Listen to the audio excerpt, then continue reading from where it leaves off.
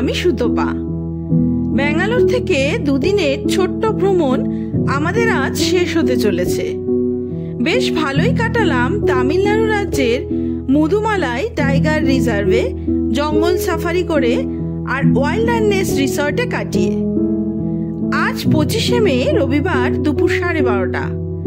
এখন চলেছি কর্ণাটক রাজ্যের বান্দিপুর টাইগার রিজার্ভের মধ্যে দিয়ে।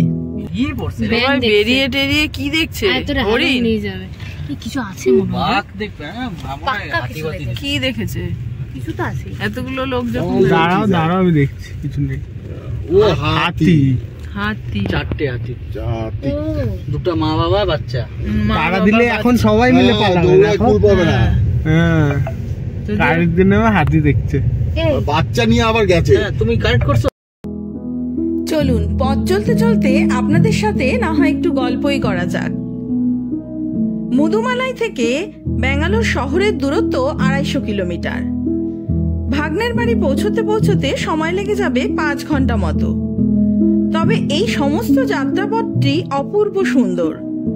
এই মুহূর্তে যেহেতু জঙ্গলের ভিতরের রাস্তা ধরেই চলেছি, তাই সতর্ক থাকলে দেখতে পাওয়া যাবে জঙ্গলে আপন মনে ঘুরে বেড়ানো বন্য জন্তুদের।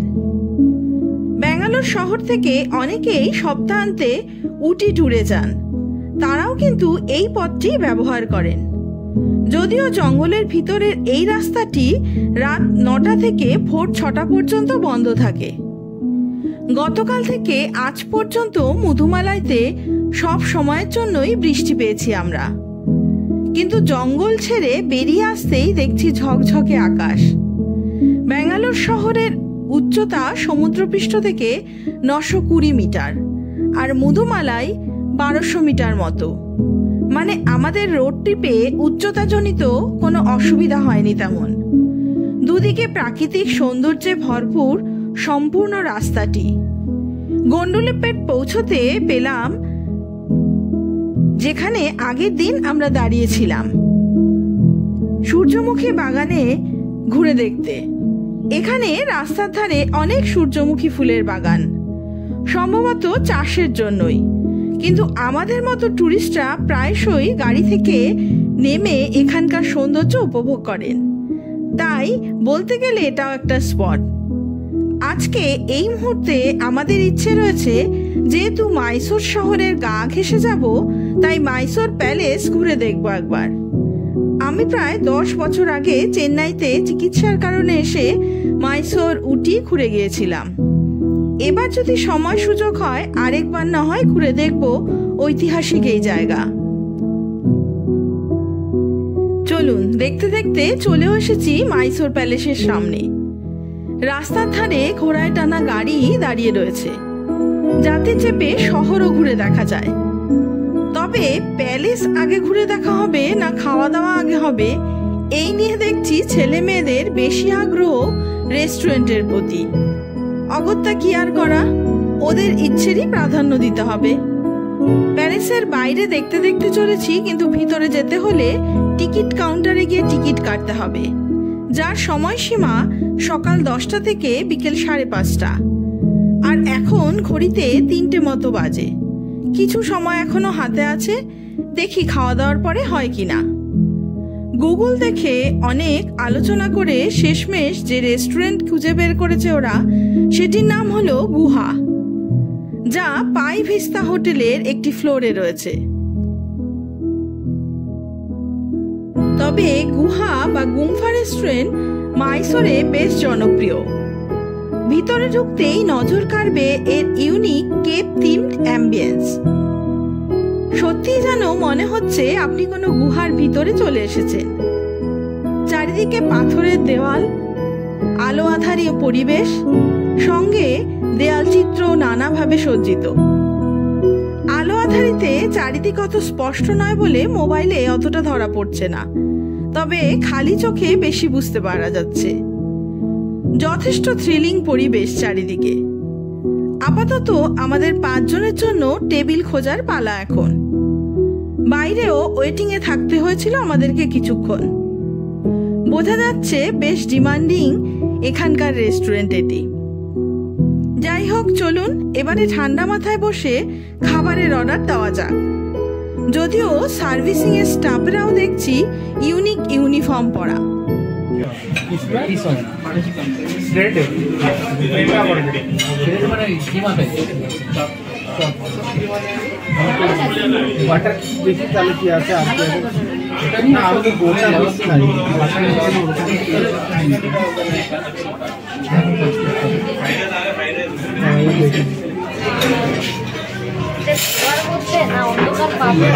হ্যাঁ, বোঝা যাচ্ছে না, চোখে যেটা বোঝা যাচ্ছে। চলুন, যে যার পছন্দ মতো খাবার অর্ডার করে দিয়েছে। অল্প আলোতে আর বেশ অন্যরকম এক পরিবেশে বসে দুপুরের খাওয়া দাওয়া তো ভালোই হলো, কিন্তু বাইরে বেরিয়ে আসতে দেখি প্রচণ্ড বৃষ্টি। কিছুক্ষণ অপেক্ষা করতে করতে ঘড়িতে এখন বিকেল 5টা বাজতে চলেছে। শেষে বৃষ্টির দাপটে আর বোধহয় মাইসোর প্যালেস ঘোরা হলো না আমার।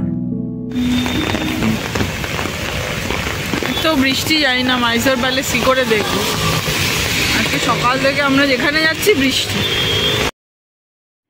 কি আর করার, চলুন মাইসোর শহর থেকে বেরিয়ে এবার মাইসোর হাইওয়ে দিয়ে সোজা যাওয়া যাক ব্যাঙ্গালোরের নন্দনম কলোনির হোরামাবুর ঠিকানায়। এই রাস্তায় খানিক চলতেই অপরূপ প্রাকৃতিক দৃশ্য, কোথাও বা পাথুরে, আবার কোথাও বা সবুজ ছোট্ট পাহাড়। তারই বুক চিরে রাস্তা মিলিয়ে গেছে বহুদূর। হাইওয়েতে না হয় ভালোই আসলাম, কিন্তু শহরে ঢুকতেই ব্যাঙ্গালোরের বিখ্যাত জ্যামের মোকাবিলা করতে হচ্ছে।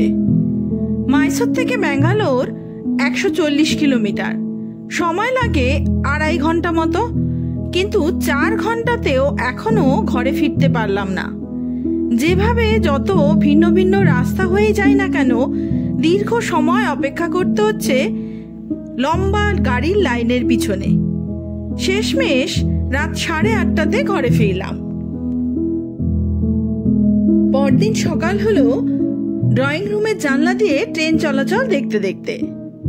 10টা নাগাদ আবার বেরিয়ে পড়লাম শহরের রাস্তায়। আপাতত চলেছি রাজভবনের সামনে থেকে। কর্ণাটকের রাজ্যপালের সরকারি বাসভবন এটি। রাজভবনটি একজন ব্রিটিশ অফিসার কর্তৃক ব্যক্তিগত বাসস্থান হিসাবে নির্মিত হয়েছিল। এটি 19 শতকের শেষের দিকে নির্মিত। 1881 সালে যখন এই অঞ্চলটির ক্ষমতা মহীশূর রাজপরিবারের কাছে ফিরিয়ে আনা হয়, তখন কমিশনারের অফিস বিলুপ্ত হয়ে যায়। রাজভবনে সাধারণ মানুষের প্রবেশ নিষেধ থাকলেও স্বাধীনতা দিবস উপলক্ষে কয়েকদিন পরিচয়পত্র সহ প্রবেশ করা যায়। চলুন, চলে এসেছি আমার আজকের গন্তব্যে, the national institute of mental health and neuroscience বা নিমহান্সের সামনে। বেঙ্গালুরুতে অবস্থিত এটি একটি চিকিৎসা প্রতিষ্ঠান। দীর্ঘ 15 বছর নার্ভের সমস্যায় ভুগছি। দেখা যাক এখানের অভিজ্ঞতা কেমন হয়। যদিও চেন্নাই অ্যাপোলোর ট্রিটমেন্ট আমার এখনো চলছে। এখানে ওপিডি রেজিস্ট্রেশন নতুন পেশেন্টদের জন্য 8টা থেকে 11:30টার মধ্যে করতে হয়, সোম থেকে শনির মধ্যে। ওপিডিতে মাত্র 100 টাকায় রেজিস্ট্রেশন ফিসের বিনিময়ে দেখানো হলো ডক্টর। আবারও আগামীকালের অ্যাপয়েন্টমেন্ট রয়েছে। চলুন তাহলে ফেরা যাক। বেশ ভালোই চিকিৎসা পদ্ধতি এখানকার। আর এই হলো বিকেলবেলাতে পাড়ার রাস্তার ছবি। বাচ্চারা রাস্তাতেই ক্রিকেট খেলছে। প্রত্যেক বাড়ির সামনে সকালবেলাতেই দেওয়া হয়ে গেছে রঙ্গোলি। আর বিকেল হলে মহিলাদের চুলে গোজার ফুল বিক্রি করতে লোক আসে সকলের দোরগোলায় প্রতিদিন।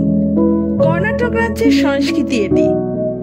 ভাষা না বুঝতে পারলেও এখানকার মানুষজনের জীবনযাত্রা, চিন্তাভাবনা সত্যি সুন্দর।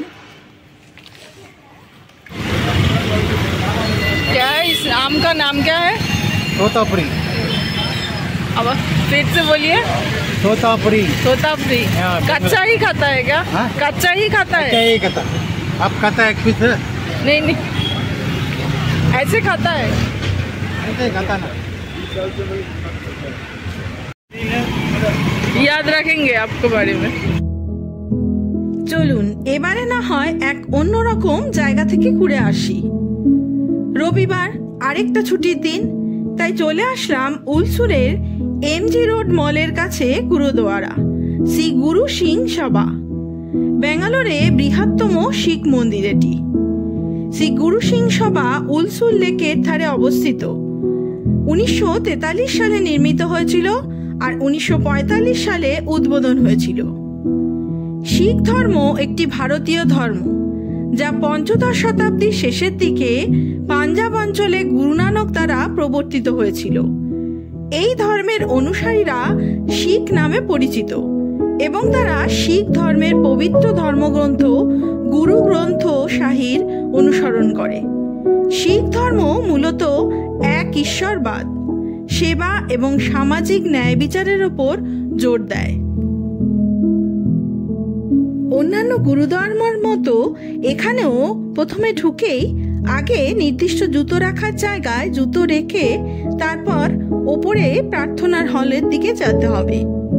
তবে শুরুতেই আমাদের প্রত্যেকের মাথায় বস্ত্র দিয়ে ঢাকা আছে কিনা সেটা এখানকার সেবায়তেরা দেখে নিয়েছেন। গুরুদ্বারেতে ঢোকার সময় প্রত্যেককেই মাথা বস্ত্রে ঢেকে তারপরে ঢুকতে হয়, এমনকি পায়ের সক্সও খুলে রাখতে হয়েছে। চলুন এবারে যাওয়া যাক প্রার্থনা কক্ষের দিকে। রবিবার অন্যান্য দিনের তুলনায় এই গুরুদ্বারাতে প্রচণ্ডই ভিড় হয়। দর্শনার্থীরা একটা বড় প্রার্থনা কক্ষে অবস্থিত গুরুর তখত মানে একটি টেবিল এবং একটি মনোরম মার্বেল পাথরের তৈরি পালকি, যেখানে প্রবীণ শিখ গুরুদেবের এক স্থান থেকে অন্য স্থানে নিয়ে যাওয়া হয়, তার সামনে বসে প্রার্থনা করছেন। এই গুরুদ্বারা সকাল 3:30 থেকে রাত 8:30 পর্যন্ত খোলা থাকে।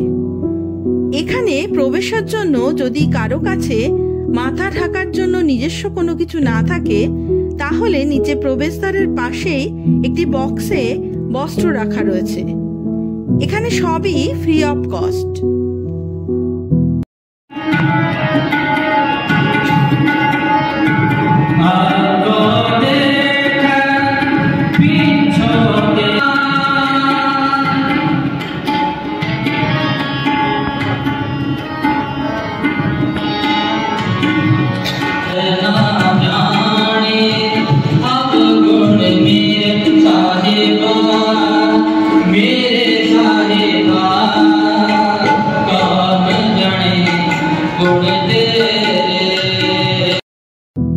যে কোনো ধর্মের তীর্থস্থানে আসি না কেন আলাদা এক শান্তি, এখানেও তাই। মানসিক এক তৃপ্তি। বেশ খানিকক্ষণ সময় কাটালাম এখানে। প্রার্থনা হলে মাঝখানে রয়েছে অদ্ভুত সুন্দর এক ঝাড়বাতি। এখান থেকে বেরোনোর সময় প্রসাদও নিলাম হাত পেতে। এই গুরুদ্বারার 3টি ফ্লোর। নিচের তলাতে আজ রবিবারের স্পেশাল খাওয়া দাওয়া। প্রত্যেকের জন্য সেখানে বিনামূল্যে প্রসাদ খাওয়ানো হয় অতি যত্নে প্রতি রবিবারই, যা গুরু কা লঙ্গর বা লঙ্গরখানা বলে। আমাদেরকেও অতি আপ্যায়ন করছিলেন প্রসাদ পাবার জন্য, কিন্তু আমরা আজ দেরিতেই লাঞ্চ করেছি, তাই আর সেদিকে এগোলাম না। এবারে চলুন নিচের বেসমেন্টে পার্কিং এরিয়াতে যাই। ওনাদের নিজস্বই এক সুবিশাল পার্কিং এরিয়া রয়েছে, যেখানে গাড়ি রাখার কোনো পার্কিং চার্জও নেই। আজ তবে এই পর্যন্তই থাক। আপনাদের সাথে দেখা হবে নতুন আর একটা ব্লগ নিয়ে, নতুন আর একভাবে। ততদিন সবাই সুস্থ থাকবেন, ভালো থাকবেন। নমস্কার।